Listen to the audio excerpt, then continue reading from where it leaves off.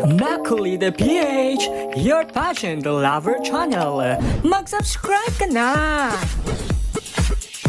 Hello pageant lover, welcome to my YouTube channel. Latest update muna tayo sa mundo ng pageantry.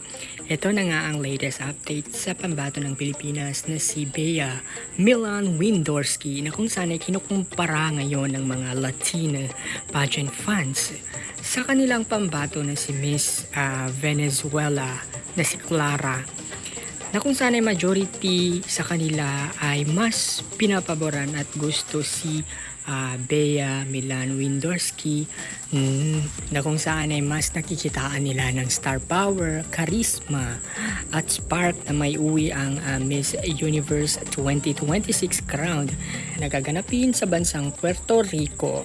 Ayon pa sa isang netizens, ani niya ay grabe ang mga Latinos ngayon.